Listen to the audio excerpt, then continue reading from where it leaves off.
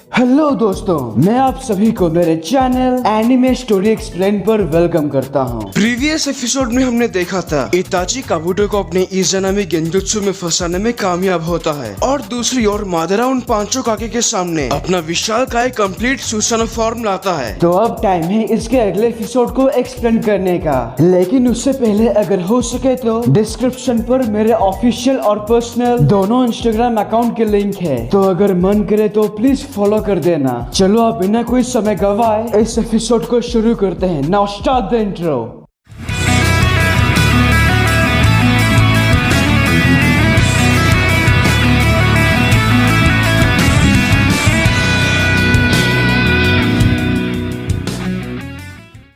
Episode के शुरुआत में हम देखते हैं मादरा इस विशालकाय सुसानो फॉर्म में आकर अपनी ताकत दिखाने के लिए अपने तलवार से उस पहाड़ पर जोर से वार करता है, जिससे वो पूरी तरह टूट जाता है। मादरा की इस ताकत को देखकर ये पांचों कागे हैरान। तो अब बस मैं अकेले बचा हूँ। तुम पांचों मेरे मकसद के बीच में खड़े हो, पर तुम पांचों को मिटाना 5 मक्खी को मिटाने जैसा होगा।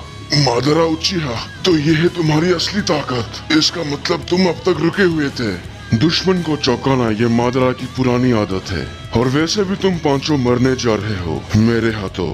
नहीं, या तो हम जीतेंगे या ये पूरी दुनिया खत्म हो जाएगी, और हम इतने पास आकर हार नहीं सकते। तुम्हारे ये शब्द बेबुनियाद है। ध्यान से देखो नोएकी, मेरा ये सुसानो तबाही का फरिश्ता है। इसकी तलवार की एक बार इस धरती की हर एक चीज को तोड़ने की ताकत रखता है, यहाँ तक कि मेरे सुसानो के आगे टेल बीस्ट भी कुछ नहीं। तुम्हारा ये मनोबल तुम सबको नहीं बचा पाएगी। अब मेरे आखिरी वार के लिए तैयार हो जाओ।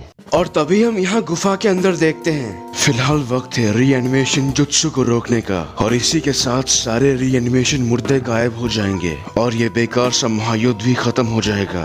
लेकिन भाई, इसके बाद तो तुम भी गायब हो जाओगे। मेरी मौत बहुत पहले ही हो चुकी है सास्के। और क्या हो जाएगा? मुझे इस बात की खुशी है कि मैंने अपने विलेज की रक्षा फिर से की, लीफ का इताची उचिहा बनकर। मुझे अब किसी बात का पछतावा नहीं।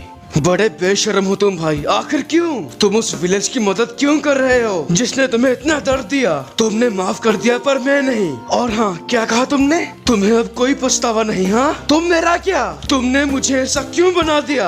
मेरे सामने ये बोलने में तुम्हें शर्म आनी चाहिए। और इस बात के लिए तुम मुझे कभी माफ मत करो सास्के। मैं जानता हूँ मैं तुम्हें नहीं बदल सकता, लेकिन मैं इस जुत्सु को रोक सकता हूँ। कम से कम इससे मेरा वादा पूरा हो जाएगा जो मैंने नारुतो से किया था। तो काबुटो, मुझे तुम्हारे रीएनिमेशन जुत्सु को रोकना है। मुझे सारे हैंडशाइन बताओ।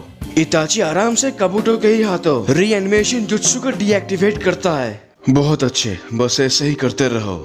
वैसे मैं जो भी कहूँ इसका कोई फायदा नहीं। जब मैंने तुम्हें इतने दिनों बाद देखा तो मैंने तुम्हारा पीछा किया, बस एक चीज जानने के लिए कि तोबी और डैंजो ने जो भी कहा वो सच है या नहीं। फिलहाल मैं तुम्हारे सामने हूँ, तो मेरी सारी अतीत की यादें मेरी आंखों के सामने आ रही है। जब मैं बच्चा था तो कैसे तुम मेरा ध्यान रखा करते थे, और इसी कारण मैं हमेशा तुम्हारे पास रहना चाहता था। ये सारी यादें मेरे दिमाग से नहीं निकलती। मुझे तुम्हारे बारे में सोच कर दुख होता है भाई। तुम जिन सब चीजों से गुजरे वो सोचकर मैं उस हिडन लिव विलेज से और भी नफरत करने लगता हूँ। उसके बारे में सोचते ही मेरा दिमाग घूम जाता है। मैं जानता हूँ तुम मुझे क्या कहोगे, और क्योंकि तुम मेरे भाई हो, मैं इसके बाद जो करूँगा तुम उसे स्वीकार नहीं कर सकते। पर तुम चाहे कुछ भी कहो, तुम मुझे कभी रोक नहीं सकते। चाहे तुम्हें तुम्हारा विलेज बड़ा अच्छा लगता हो, तुम खुद को लीफ का इताची उचिहा मानते रहो, लेकिन मैं उस विलेज को तबाह कर दूंगा। सुना तुमने?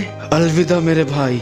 और हम देखते हैं सारे हैंडशाइन कंप्लीट होते ही रीएनिमेशन जुत्सु डीएक्टिवेट हो जाता है, और ये होते ही इताची भी चमकने लगता है, और तब वो अपने भाई के करीब जाता है। सास्के, मुझे लगता है मेरा होश धीरे धीरे जा रहा है। मैं जाने से पहले तुम्हें सारी सच्चाई दिखाना चाहता हूँ। अब वैसे भी तुमसे झूठ बोलने का फायदा नहीं। उस रात जो कुछ भी हुआ था उससे पहले बहुत कुछ चीजें घट चुकी थी। मैंने वो सब कुछ किया जो उस डैंजो ने मुझे कहा। मेरे पास और वक्त नहीं। मेरे आंखों में देखो सास्के, सारा सच तुम्हें वही दिखेगा। तो इताची सास्के को अपने सुकुयोमी गेंजुत्सु में डालकर उसे सारा सच दिखाता है। तो सदियों से बढ़ रही नफरत की वजह से उचिहा कबीले के कुछ खास लोग हिडन लिव विलेज से बगावत करने को कई सारी योजना बना रहे थे, और बगावत से मेरा मतलब है अपने ही विलेज को तबाह करना। इसी चीज की प्लानिंग कर रहे थे। और उन खास लोगों में से एक थे सास्के और इताची के पिता फुगाकू उचिहा। तो फुगाकू अपने इस प्लान में इताची को शामिल करना चाहते थे, क्योंकि ऑफ कोर्स वो भी एक ताकतवर उचिहा है और क्या। तो एक दिन फुगाकू उचिहाओं का सबसे खास जगह यानी स्टोन टैबलेट, मतलब उचिहा स्टोन टैबलेट, वहीं पर वो इताची को बुलाते हैं। तुम्हारे पास मांगे क्यों शरिंगन है इताची? तुम हमारे कबीले की शान हो। आप आखिर मुझसे चाहते क्या है बाबा? तुम एक उचिहा हो। हम चाहते हैं विलेज को तबाह करने में तुम हमारा साथ दो। बाबा, मांगे क्यों शरिंगन आपके पास भी है? हाँ, ये तीसरा विश्व युद्ध के दौरान हुआ था। मेरे साथी ने मुझे बचाने के लिए अपनी जान दे दी। उसके खून की बूंद के साथ मेरा मांगे क्यों जाग उठा। वो सब छोड़ो, अब बताओ तुम हमारा साथ दोगे या नहीं? हम इस विलेज के लिए कुछ भी करें, लेकिन इसने हमें सिवाय नफरत की और दिया ही क्या। मैं जानता हूँ विलेज के कुछ लोग हमें शक के नजर से देखते हैं, पर एक बार हमें अपने अतीत को भी देखनी चाहिए। वो हमें शक के नजर से देखते हैं, क्योंकि अतीत में हमने वैसा काम किया था। नहीं, अब इससे कुछ भी फर्क नहीं पड़ता इताची। हम सब बहुत आगे निकल चुके हैं। आखिर आपकी योजना है क्या बाबा? हमारा योजना देखना है तो ध्यान से मेरी आंखों में देखो। वेल, इताची फुगाकू के गेंजुत्सु में देखता है। उनका इरादा है वो सबसे पहले नारुतो को किडनैप करेंगे, उसके बाद उसके अंदर से नाइन टेल फॉक्स को आजाद करके फुगाकू अपने मांगे के और शरिंगन से उसे कंट्रोल करेंगे, और फिर उसी से विलेज को तबाह करवाएंगे। ये सब चीजें देखकर इताची को यकीन नहीं होता कि उसके पिता ऐसा सोच सकते हैं। खामखा सोचने में इतना वक्त मत गवाना इताची। हमें इस नेक काम को जल्दी अंजाम देना है। जी मैं समझ गया बाबा।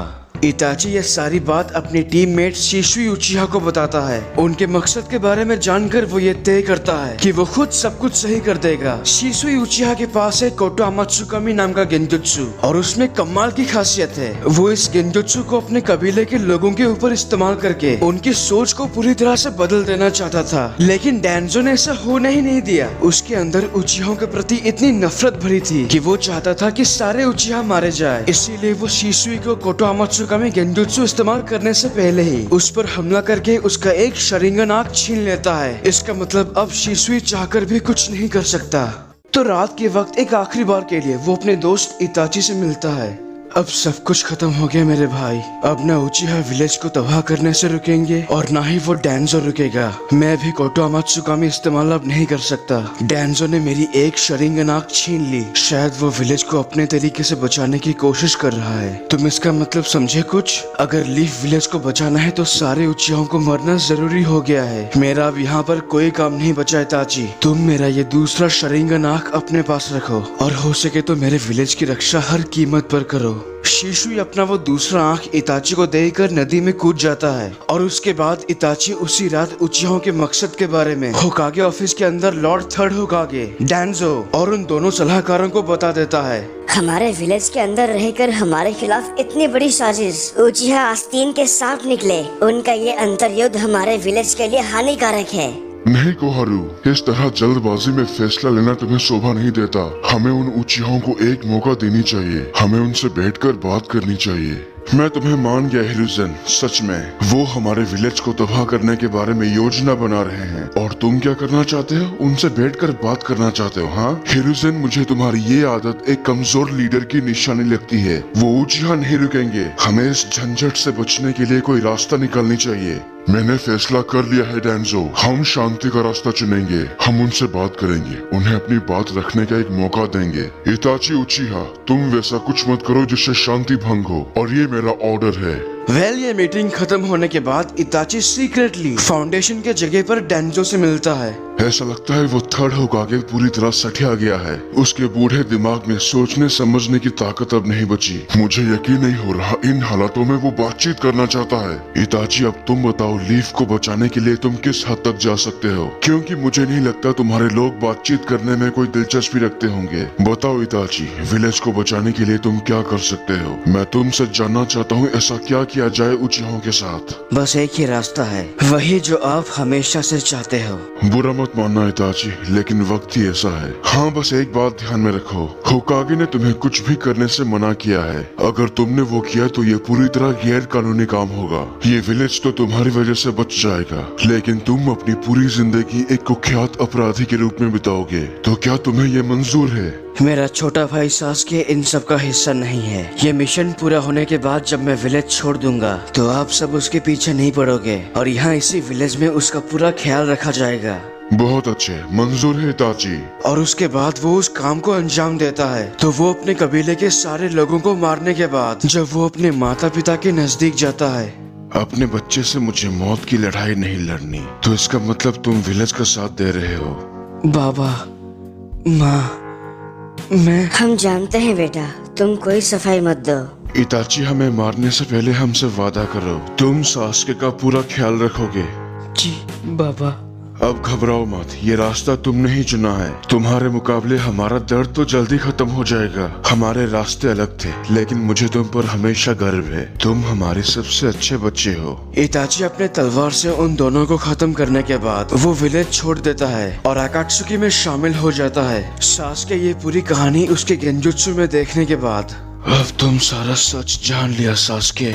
मैंने हमेशा तुमसे झूठ बोला और हर बात के लिए माफी मांगता रहा। जानबूझकर तुम्हें खुद से दूर रखा क्योंकि मैं नहीं चाहता था तुम इन सब में पड़ो। मुझे यकीन है तुम एक न एक दिन बदल जाओगे। तुम्हें मुझे माफ करने की जरूरत नहीं। तुम यहाँ से जो मर्जी करो, लेकिन हमेशा एक बात याद रखो, मैं तुम्हें हमेशा प्यार करता रहूंगा और तुम हमेशा मेरे छोटे भाई रहोगे।